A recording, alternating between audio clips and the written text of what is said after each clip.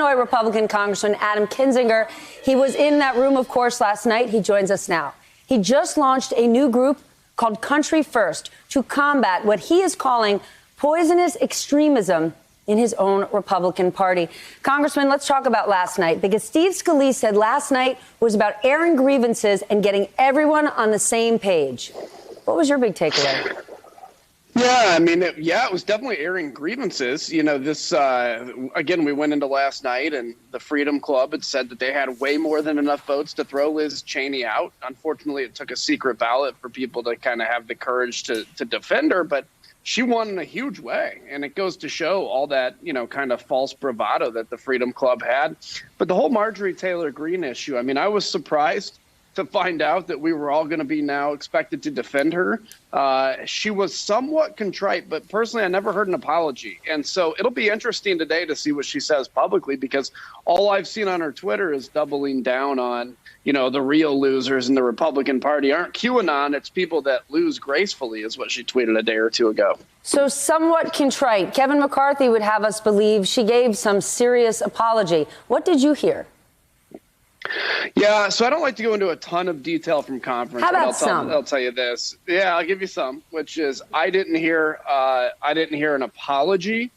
I didn't hear, you know, I'm going to say this publicly. And quite honestly, again, this is the issue isn't apologizing to us. We're just other members of Congress. It's I think going out into the public and saying that in the public sphere. And that's the whole thing about what the idea of Country First GOP is, by the way, is just giving people the courage to stand up and tell the truth in public, even if it feels uncomfortable, because telling the truth shouldn't be hard. And unfortunately, it feels like it's become that way for some. Well, let's talk about standing up, well, whether it's in private or public, because let's look at the numbers. 10 Republicans went on record to impeach Donald Trump, just 10. But 145 of them were willing to vote in secret to back Liz Cheney, who was at risk of losing her spot because she voted to impeach. What does that say about your party? Well, I think it says there needs to be a wake-up call. First off, what is a wake-up call?